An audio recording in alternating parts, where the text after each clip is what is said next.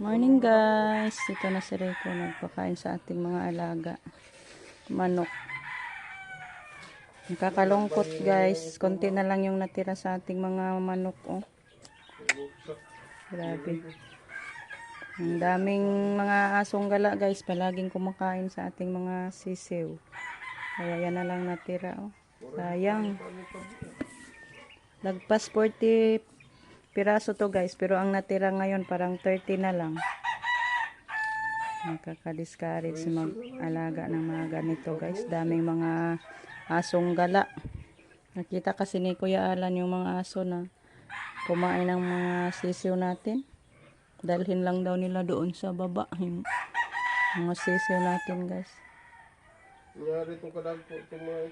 Pila na lang ka mabuhi mani hudton mo kanis mga aso. Kinulong din natin yan guys, yung mga net kainin din sa sirain sa aso. What a choice yun. Pagyahan maguba nila ating. So yan ano, yung mga net guys, sirain sa mga aso. May yun ang tani sila magabi, paslak lang di hasod. Adto sa buran. Sira kulongon ikagabi eh. Oo, nyag maadlaw ba nga ron buhi ano nya Na, tahion to dito nya kagabi ana na na sa buran nya kahapon. kawawa yung gasto natin sa ating pagpapakain na Nangala na makuha na sisiw natin guys. na mawao kana na mga dagkuon ng mga bayiha oh. Pamungaan na kita taan. Makapamungaan baka taaning nahurot naman kinaos aso. Kato gidon tang madagko kay itong mga Nangawala yung mga itim na sisiw. Yan sana yung plano namin na gawing inahin guys. Pero kinain na sa mga aso. Grabe yung mga aso dito guys. Eh. pag gatong kwan sila Justin mga kawayan gisagura din na katong ingani kalagko. Nagi. Itong mga itong Yaon man. Man takabantay ang mga aso guys. Kay ang bilis lang nila.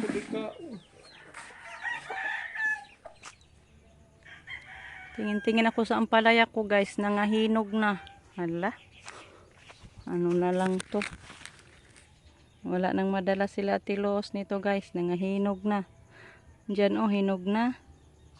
Dito pa guys, nahinog na. Ang dami ng hinog. Sayang kasi yung ano mo natin. Mayroon pa doon guys. Agay. Ang sa pakahimadaan is Manila guys. Wala, ang mga malalaki pa naman yung nahinog. Agoy. Ay, kasayang nahinog. Hindi na ako nagdilig sa mga gulay ko guys. Hindi ko na pinadiligan kay hinog man eh. Andyan pa, hinog. Naman ni klaro atong ampalaya. May madala pa ba kaya sila nito guys? Ito, hinog na din. Agoy, kasayang. Ang laki pa naman. Ang dami ng hinog guys. Sobra, lagpas 5 na. Buti pa bininta ko na lang to guys kay nahinog na hinuon. Hindi re. Kaabot pa ba kaha ni? Hoy, mananap.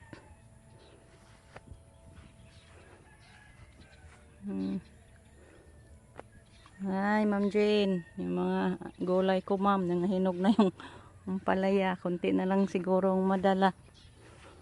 Ang dami naman na hinog. Guys, good morning. Punta kami sa doktor guys. Ipabasa namin, patingin namin yung cyanosis result x-ray ni Rico guys. Para mabigyan siya ng gamot.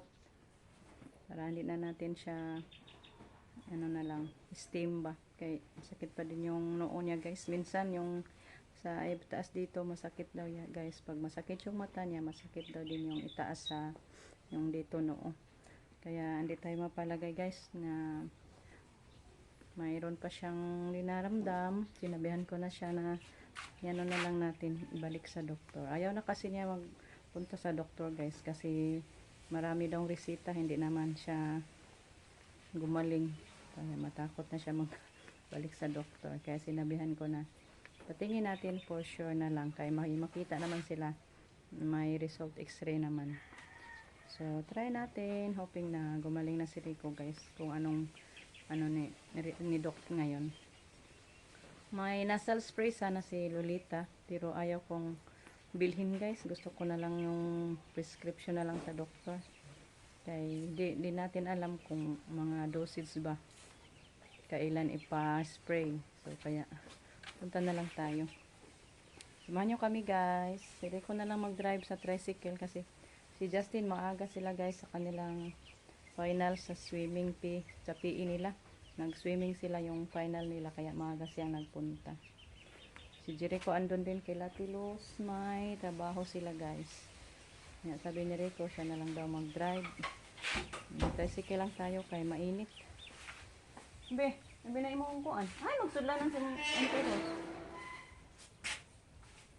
Dahil lang din niya to, guys, kay minsan pag sumakit yung mata niya pag iano to mawala-wala naman, mahumpay pero balik pag yun.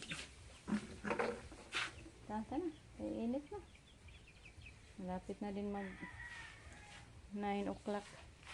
So samahan nyo kami, guys. Normal na ba yan, baby?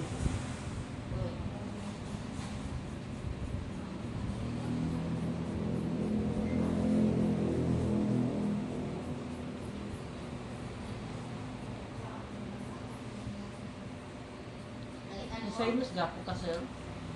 Gini akong matawag. Sundo na ba siya? Oo. 110 ka. Ang 11080 normal ba? Ano na lang ang Guys, punta muna tayo sa merkado kasi wala ang dalawang gamot na resita ni Doc. Dalawa lang yung andon sa kanilang butika, guys. So puntahan natin. ano ba ito? Ahin na lang ta. Rose Pharmacy lang ta. Dito na lang tayo, guys.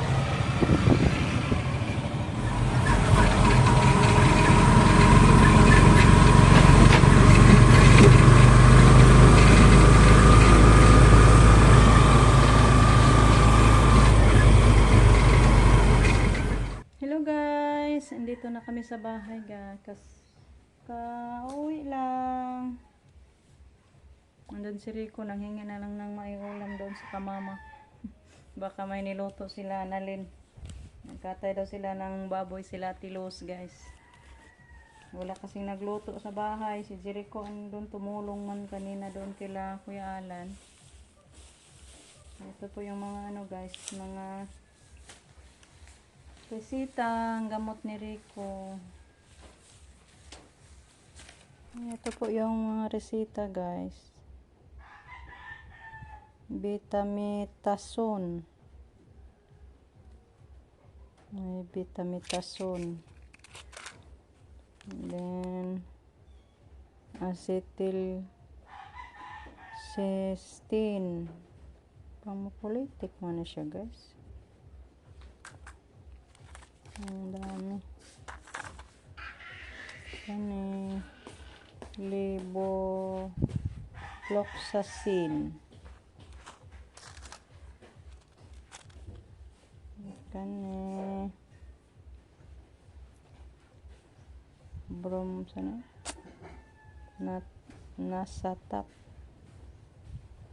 nasatap, guys. Ang daming gamot, guys. 4 na klaseng gamot. So magtanghalian muna tayo, guys, kaya dito na si Rico. Guys, kain tayo. Yan si Rico, nakadala ng maiulam doon kila mama, guys. Thank you po kay mother sa maiulam. Gutuman naman. Launa na. Yan, thank you po kay Ate Los sa karni at kay Ma'am T. Makakain kami, guys. Kain tayo muna, guys, kay gutom na gid, guys. Launa na. Tapos na tayo nagtanghalian. Doon pala si Rico nanghingi ng maiulam kila Kuya Alan. Akala ko dito sa kamama. Thank you po, ate at kuya sa sudan. Nabusog may nakahigop ng sabaw. Thank you po kay Ate Los at Kuya Alan sa basoy. Nabusog mi, guys. Then update sa lakad namin. Sa Sabi ni Doc na allergic sinusitis yung kay Rico, guys. Caused by bacteria.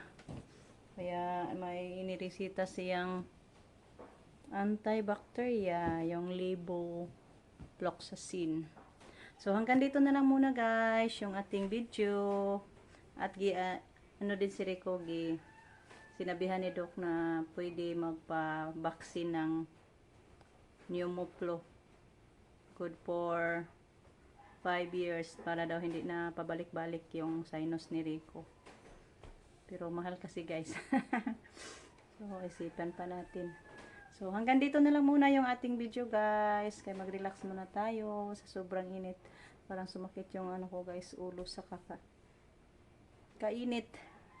So thank you so much sa inyong walang sampag suporta. May the Lord bless as always, good health. Bye bye, guys. Amping.